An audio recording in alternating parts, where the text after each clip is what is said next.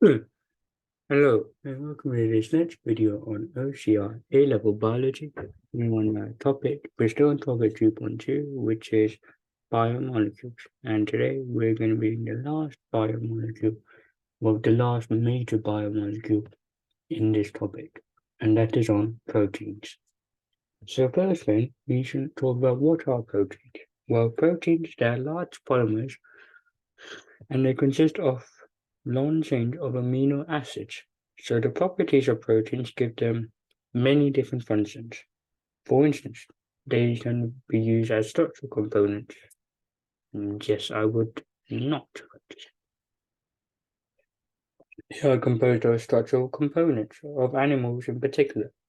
For example, muscles are made of the proteins actin, myosin, collagen.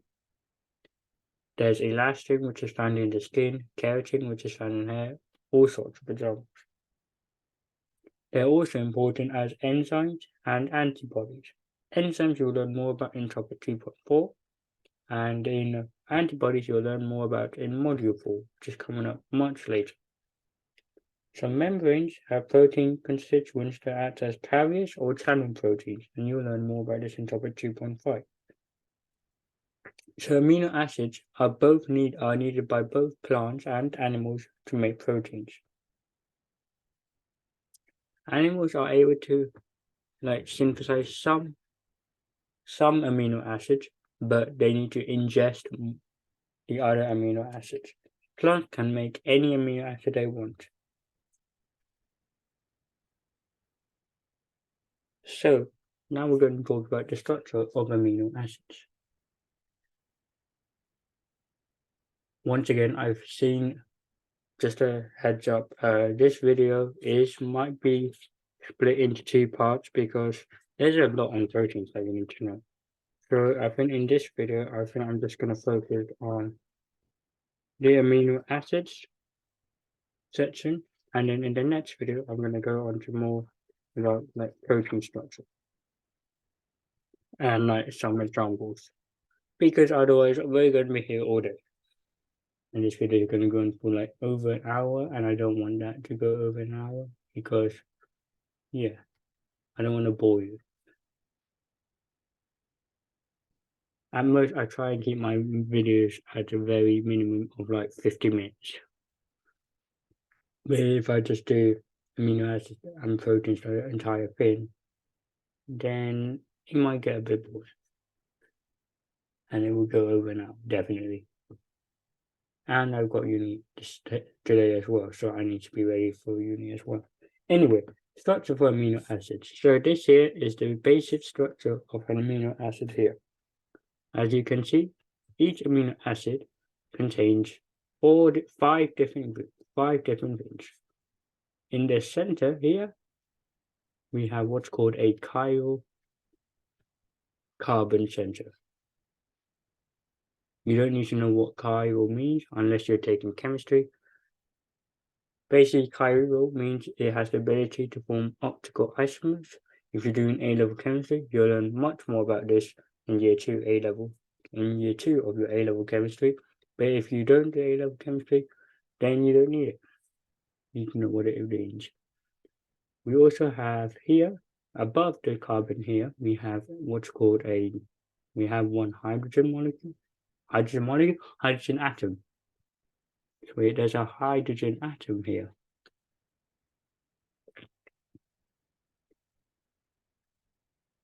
To the left of this carbon, we have our amino group, or amine. This is basically an NH2 group. To the right of the carbon, we have a carboxyl group, or a carboxylic acid group.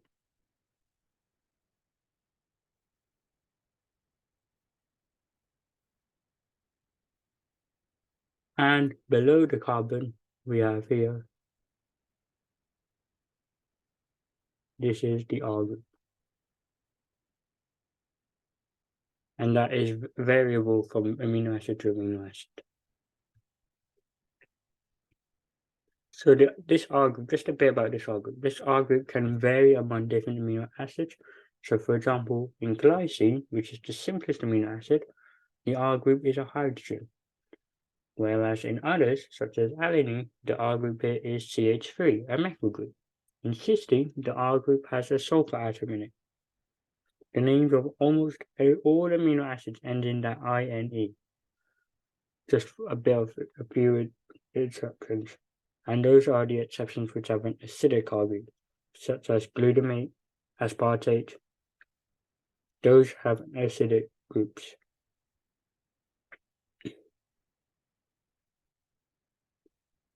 So now we're going to talk about the peptide bond, which is down here. So the peptide bond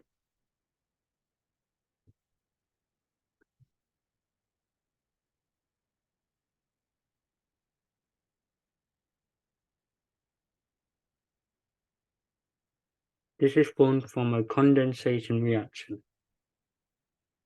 So it's another type of biological bond, biochemical bond that you need to be aware of. Along with the glycosidic ester bonds, this is another one. And it's basically formed when two amino acids join together to make a dipeptide. So what we need to do is we have these two amino acids. This OH here of the carboxylic acid group and this hydrogen are involved in the reaction. So when these two come together, they lose water. So this OH and this H come off to make water, which you can see over here.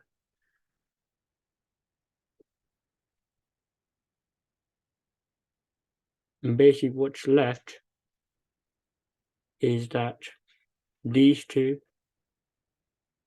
is that now you have something like this. And I'll actually draw it in for you just to see what it looks like. So let me just zoom in here so I can draw this neatly.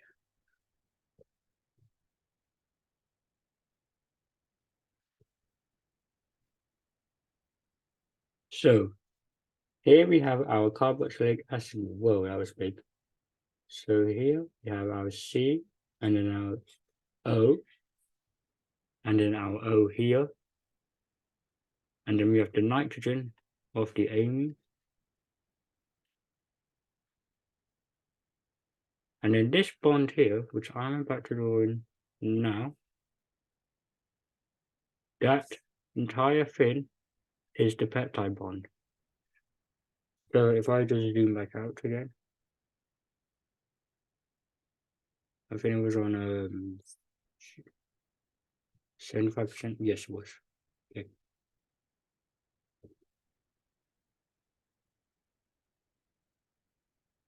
So that orange bond, well, actually the whole of that, this is the peptide bond. So that to there, and that is the peptide bond.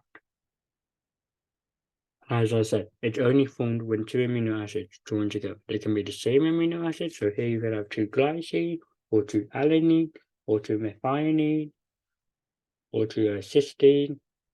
You could have any two, or you could have cysteine and methionine, methionine and glycine, glycine, alanine, alanine, cysteine. You could have alanine, tyrosine, alanine, whatever. And you still get this, but they all work in the same way. They all form the same peptide bond in the same way. And this is done via the condensation reaction.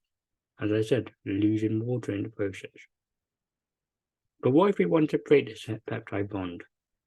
Well, we just basically go the other way around. So, if forward is condensation, releasing water, we need to add water in order to break this peptide bond in the process hydrolysis. In a hydrolysis reaction.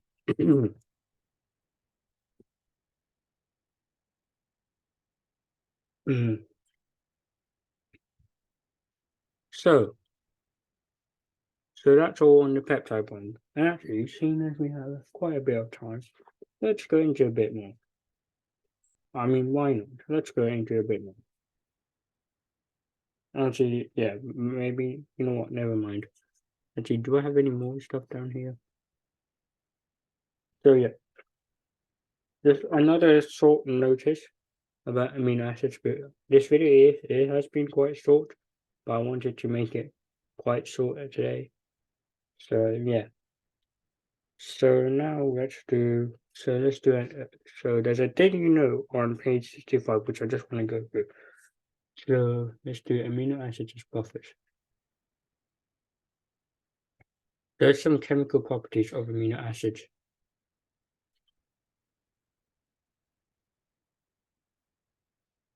that we might want to be useful to handy to know. So amino acids, let me just draw a random amino acid.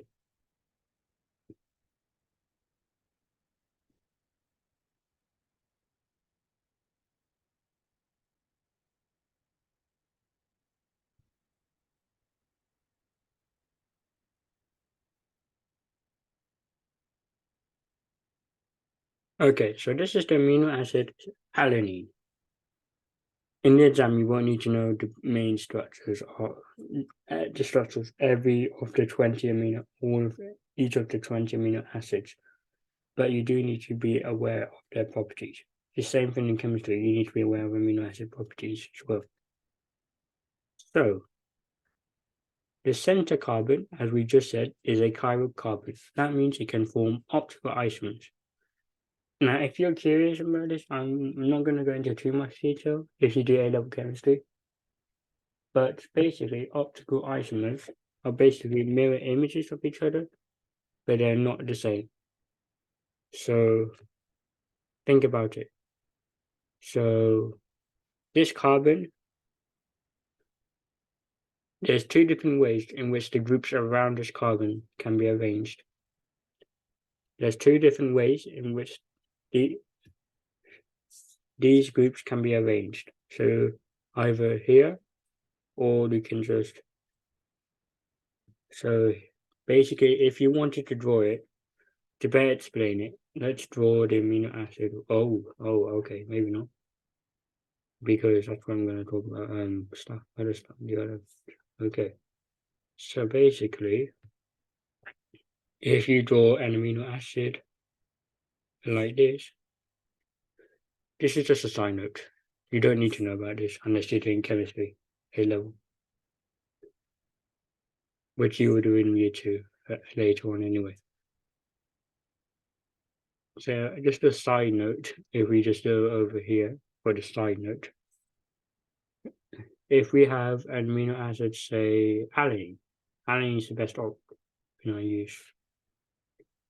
The way you draw them in chemistry is you draw them like this, where this black wedge means it's coming out of the page. If you don't do A-level chemistry, you don't need this part, you're done. Yeah, you're really done. But if you're a chemist, then you might want to stay back and watch. So, whoops, I do not mean to put a H there. I meant to put an H too.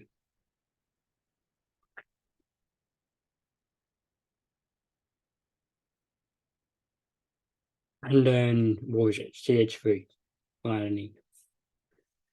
Basically, there's two different ways in which the atoms here can be arranged. And if I draw this is the mirror line. Basically, you draw the mirror image of this. So you draw this.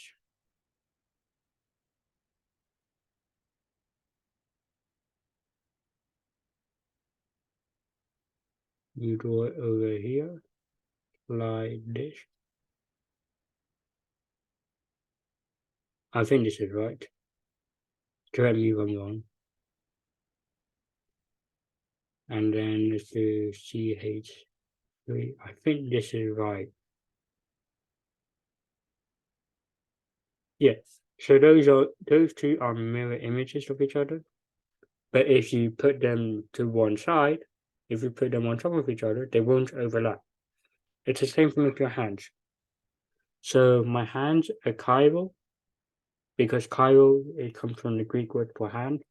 if you look at my hands, well, you can't look at my hands because if you take your hands and then just hold them up, you'll see that they're mirror images of each other. But if you take your hands, both facing palm outwards, and then try and overlap, they won't overlap because the thumb on one side, the thumb is on the right side, and then the other one is the thumb is on the left side. So you can kind of overlap them, but the thumbs are what makes your hands go. I mean, you can't change that, but that's how it is. Anyway, that's it for this video here. In the next video, we're going to finish up proteins. And yeah, we're just going to finish up proteins. I know it's been another short video in this module, but hey, proteins, there's a lot to get through in proteins. So I might as well split up proteins into separate videos as well. So in the next video, we're going to look at protein structure and bonding, as well as some fibers and globular proteins. After that, we'll look at inorganic ions and practical biochemistry. And then that's module 2.2 all done. Thanks for watching. Thanks for watching.